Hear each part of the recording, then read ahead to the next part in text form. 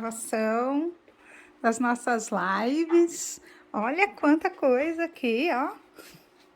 Esses são os bastidores. Aí, ó. Tudo pronto para começarmos daqui a pouquinho a nossa live. Olha como tá linda a minha orquídea. Isso aí.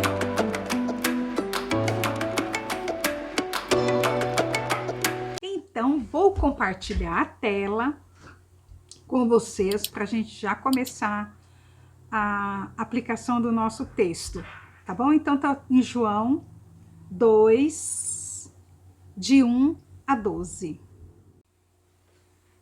2 dias depois, houve um casamento no povoado de Caná, na região da Galileia, e a mãe de Jesus estava ali. Jesus e os seus discípulos também tinham sido convidados para o casamento. Quando acabou o vinho, a mãe de Jesus lhe disse: "O vinho acabou." Jesus respondeu: "Não é preciso que a senhora diga o que eu devo fazer. Ainda não chegou a minha hora." Então ela disse aos empregados: "Façam o que ele mandar." Ali perto estavam 6 potes de pedra. Em cada um cabiam entre 80 e 120 litros de água. Os judeus usavam a água que guardavam nesses potes nas suas cerimônias de purificação. Jesus disse aos empregados: "Encham de água estes potes." E eles encheram até a boca. Em seguida, Jesus mandou: "Agora tirem um pouco da água destes potes e levem ao dirigente da festa." E eles levaram. Então o dirigente da festa provou a água, e a água tinha virado vinho. Ele não sabia de onde tinha vindo aquele vinho, mas os empregados sabiam. Por isso, ele chamou o noivo e disse: "Todos costumam servir primeiro o vinho bom, e depois que os convidados já beberam muito, servem o vinho comum. Mas você guardou até agora o melhor vinho." Jesus fez este seu primeiro milagre em Caná da Galileia assim que ele revelou a sua natureza divina, e os seus discípulos creram nele. Depois disso, Jesus e sua mãe, seus irmãos e os seus discípulos foram para a cidade de Cafarnaum e ficaram alguns dias ali. Amém! É um texto muito gostoso, um texto que fala de um casamento, com toda a tradição judaica. Vamos entender esse contexto. A gente vê que estava 2 dias ali naquela cidade e teve um casamento. Bom, provavelmente eles já estavam nessa cidade por conta desse casamento. E pelo que a gente vai lendo aqui, Maria era muito próxima, ou uma parente, ou uma pessoa muito amiga de quem estava dando a festa, ou dos pais dos noivos, ou era alguém, ou dos noivos, era alguém muito próximo ali, onde Maria estava, pela decisão que nós vamos ver que ela tomou. O casamento judaico, naquela época, levava em média a festa 7 dias. Gente, 7 dias de festa. Oh, coisa boa! E só que essas pessoas vinham de várias regiões, e ficavam ali, não dava para ir voltar no mesmo dia também, porque era tudo muito distante, tudo feito a pé, essas coisas, ou com auxílio de animais. Bom, ficavam hospedados, comiam e bebiam por 7 dias por conta da família dos noivos. Então era bastante coisa, bastante tempo. Vamos ver outra coisa aqui. Só o Evangelho de João que retrata este milagre. O Evangelho de João retrata 7 milagres de Jesus. Outros mais, mas João 7 milagres. Bom, esse milagre ele teve um propósito, né? Que todos os milagres de Jesus têm um propósito, mas a gente vai ver o propósito dele lá no final. E João, o Evangelho de João, ele tem uma característica de provar a tese que Cristo é o próprio Deus. Então, João fala muito disso, da natureza divina de Jesus Cristo, tá certo? Lucas fala do homem perfeito, Marcos fala sobre servo, Mateus fala da realeza de Cristo, em cada um tem um foco. Então, João é o foco da divindade de Jesus Cristo, tá certo? Por que João tem essa preocupação de provar a divindade de Jesus Cristo nesse evangelho? Porque, gente, tinha um pensamento grego que dominava aquela época, que não foi Deus que criou todas as coisas, tá certo? E que não criam na ressurreição dos mortos, não criam. Então, João enfatizou isso para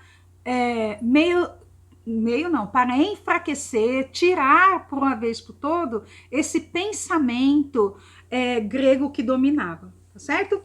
Então, vamos começar a esmiuçar o nosso texto. Uhul! Então, Jesus foi convidado com seus discípulos para essa festa. Olha que lindo convidar Jesus. Você já convidou Jesus hoje para entrar na sua casa?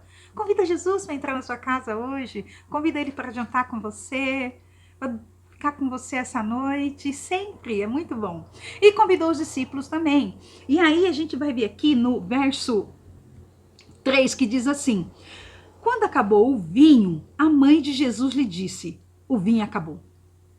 Ô, gente, pensa bem, mal começa a festa, acaba o vinho. Meu Deus do céu. E Maria, dá para perceber aqui que ela era bem observadora. Ela era uma convidada e observou que o vinho acabou. E uma convidada com muito boa intenção. Por quê? Porque ela não saiu falando para os outros: ixi, melou a festa, acabou o vinho. Não, ela não fez isso, né? Ela se preocupou em ajudar. E ela sabia quem podia ajudar. Ela não foi saindo fofoquinha: ai, olha, vai, a festa, ó, miou, não tem mais vinho. E o vinho tinha uma representatividade muito grande, tem uma representatividade muito grande nas festas, né, judaica, que é alegria, felicidade, tudo comemora com vinho. Você não vai encontrar na mesa, nas comemorações judaicas, uma garrafa de Coca-Cola. Não vai, você vai encontrar vinho, certo? Desde muito novo começa a se tomar vinho. Aí, Jesus fala assim não é preciso que a senhora diga o que devo fazer. Ainda não chegou a minha hora, no verso 4. Olha, Maria percebeu o problema. Havia um problema. Gente, era muito desagradável, muito, quando acabava a comida, quando acabava a bebida numa festa. Até hoje né? Imagina só alguém chegar na sua casa e você tá lá preparando as coisas e você vê que não deu, que a pessoa quer comer mais e não tem mais. Eu acho que eu dou uma síncope, caio dura, porque eu não sei fazer pouca comida. E se eu já fico pensando, não, mas pode levar um potinho para casa. Se sobrar, leva um potinho para casa. Mas faltar na minha cabeça nunca, assim, passa, porque senão eu vou sofrer. E naquela época, era isso. Imagina só as pessoas virem de longe, vir para festa, e você ser responsável de alimentar aquelas pessoas e acabar o suprimento. Não dava, né? Então Maria teve essa sensibilidade e ela falou: eu sei quem pode ajudar. De alguma forma eu vou levar esse problema para Jesus e ele vai ajudar. Ele não vai ficar ausente, inerte, indiferente com o que está acontecendo. De alguma forma ela sabia que levando um problema para Jesus não fica sem solução. Você sabe disso? Você sabe quando você leva seu problema para Jesus, sempre tem uma solução? Às vezes a solução pode não ser a que estava na sua cabeça, mas tem solução. Como a gente tem visto, as formas de Jesus agir são às vezes diferentes daquelas que a gente quer que ele faça. mas ele faz. Ele não fica indiferente aos nossos problemas, às nossas queixas. Não, não, não. E aí, ele dá essa resposta. Às vezes as pessoas podem achar que foi uma resposta até meio mal criada por Maria ser a mãe de Jesus. Mas não. Tem uma outra versão que fala mulher, né? Fala, não chama Maria de senhora, chama de mulher, que é a mesma coisa. Jesus trata com respeito, era uma forma respeitosa de tratar as mulheres. Ou chamar de mulher, senhora, naquela época era uma forma assim.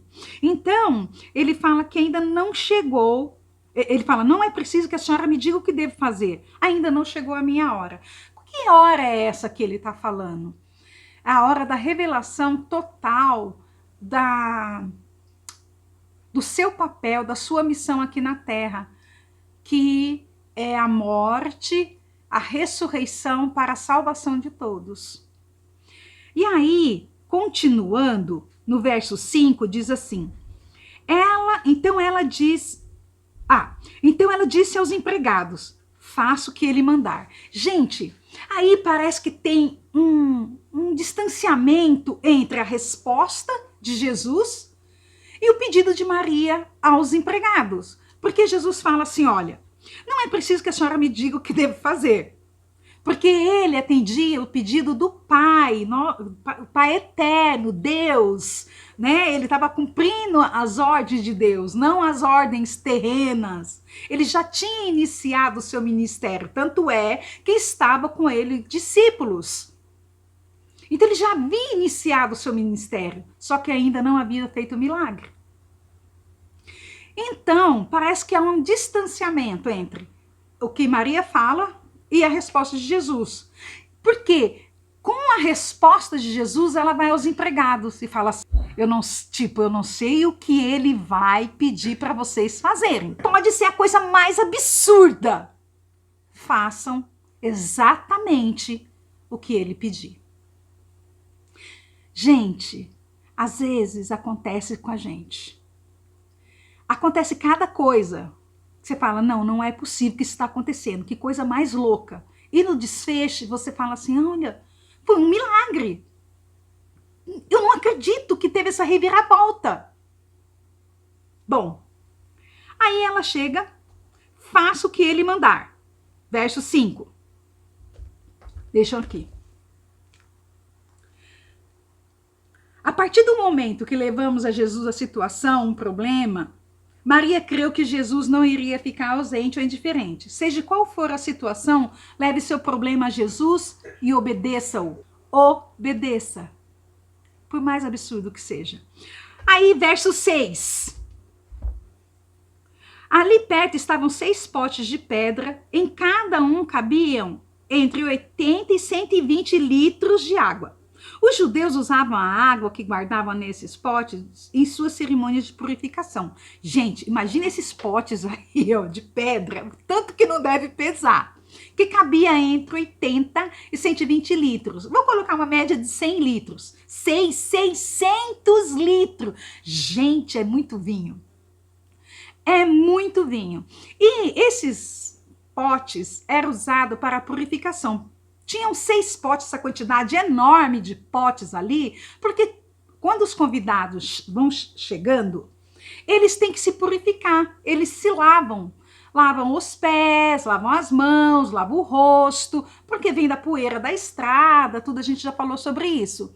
Então eles se purificam. Então havia esses potes com água para os convidados se purificarem e estarem ali na festa.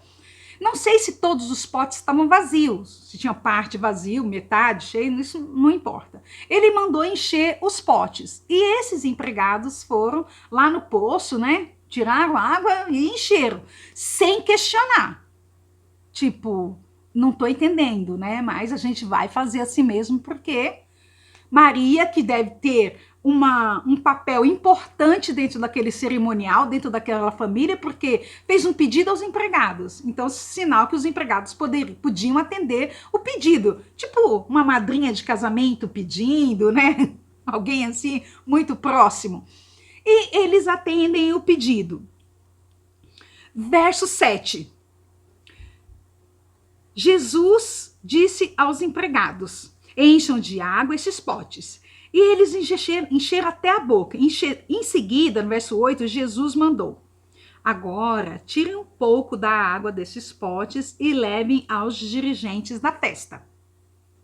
Em algumas traduções, fala que esses dirigentes de festas é o mestre-sala, o que faz a apresentação, que cuida de tudo que tem na casa, na festa, no cerimonial, no serviço de buffet, de servir a comida. Esse mestre-sala é o responsável pela festa. E Jesus pede que tire um pouco desses jarros, uma quantia, e que leve até essa pessoa.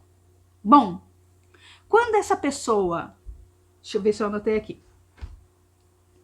Quando essas pessoas, esse mestre-sala, esse responsável pela promoter,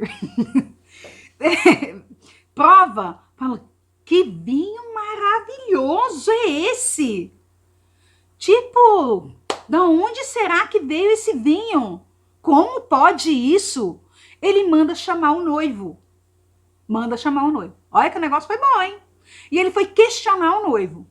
Aí, ele questiona o noivo no verso 9. Então, o dirigente da festa provou a água. E a água tinha virado vinho. Pulei essa parte, né? A mais importante. E ele não sabia de onde tinha vindo aquele vinho, mas os empregados sabiam, por isso ele chamou o noivo. Então, quando, eu não sei, o texto não deixa claro, assim, se o vinho transformou na hora que colocou a água no jarro lá de 100 litros, na hora que tirou, ou que colocou no outro menor, numa dália, num decanter, colocou num outro vaso para levar para o mestre-sala, ou quando ele provou. A gente não sabe, na realidade, onde aconteceu essa transformação, mas aconteceu a transformação. E quando ele provou, mandou chamar o noivo, que aí está lá no verso 10, que disse: todos costumam servir primeiro o vinho bom, e depois que os convidados já beberam muito, servem o vinho comum. Mas você guardou até agora o melhor vinho. Aí tem alguns questionamentos. Bom, acabou o vinho, sinal que não era uma família abastarda, correto? Não era uma família rica, não, porque acabou o suprimento. O responsável, aí o promotor, mestre-sala, o responsável da festa, questiona o noivo, falam assim, por que você fez, tipo, tá escondendo o melhor vinho? Porque não tem uma quantidade suficiente? Por quê? Porque você quer guardar depois? Ele questiona isso. E a forma dele questionar pode deixar essas interrogações desse tipo. Ué, por quê? Porque não tem o suficiente, né? E aí, deixa eu virar aqui. Verso 11. Jesus fez esse seu primeiro milagre em Caná da Galileia. Assim ele revelou a sua natureza divina e os seus discípulos creram nele. Bom, quando a gente começou, nós falamos que todo milagre tem um propósito. Esse propósito foi para também os discípulos crê em Jesus, o seu primeiro milagre. E aconteceu esse milagre para revelar a divindade de Jesus Cristo. Não tem alquimista que consiga transformar uma água em vinho. Antes, né, a vontade do povo era transformar terra, pedra em ouro, né? E a gente vê as tentativas de esses alquimistas de transformar elementos, né, simples em algo nobre. O que Jesus faz no nosso coração é um milagre tanto. Ele tira aquele coração de pedra e transforma num coração de carne, de sensibilidade. O maior milagre, a maior transformação é quando Jesus entra no nosso coração e transforma a vida da gente, que muda a nossa vida de direção, que é uma conversão. É a coisa mais linda que eu vejo acontecer. É essa transformação de algo que às vezes não tinha tanto valor em algo muito nobre, que é o nosso coração para Jesus, é a nossa alma para Jesus. Os seus discípulos creram nele. Não fez alarde. Esse milagre que Jesus fez, ele não mandou, gente, parem a festa, pega os copinhos lá, tim, tim, tim, tim. Vamos que agora acabou o vinho e eu vou fazer uma providência de dar vinho a todos. Como não tem vinho? Ah, não foi uma mágica, né? Ele não fez alarde, ele não deu um show. Ele apenas usou o quê? A sua palavra. E a gente tem essa palavra. Ele usou a sua palavra e a sua palavra foi obedecida. E com a palavra obedecida a gente vê coisas maravilhosas. Sobrenatural. Quer ver o sobrenatural de Deus na sua vida? Mergulhe na sua palavra. Você vai ver. O que você pode levar para o conhecimento de Jesus hoje? A fim dele transformar. O que você pode levar? O que você precisa levar? Fale com a pessoa certa. Não conte a tanta gente assim, antes de levar Jesus. Leve a pessoa certa. Ele pode sim transformar. Convide Jesus, que ele seja o convidado de honra da sua vida. Tá bom? Amém? Essa foi a palavra de hoje. Obrigada a todos que tiveram aqui, gente linda. Obrigado, obrigado. Deus abençoe. Foi uma palavra que falou no meu coração. Eu tava assim, tinha outro texto, né? Aí o texto que eu queria falar teve uma pregação domingo. Aí eu falei assim, mas eu não posso então falar esse texto que teve uma pregação domingo que eu ouvi, porque parte das pessoas podem ter ouvido também. E aí, tudo bem que eu ia fazer uma outra aplicação. Mas não, deixa, eu vou pedir a Deus e o Senhor vai falar. E aí Deus me deu esse texto assim para falar hoje dessa transformação. E eu achei tão maravilhoso ler e meditar. Espero que vocês também possam ter lido e leiam mais, tá bom? Um beijo, povo lindo, fica com Deus. Amém. Deus abençoe vocês ricamente. Amém.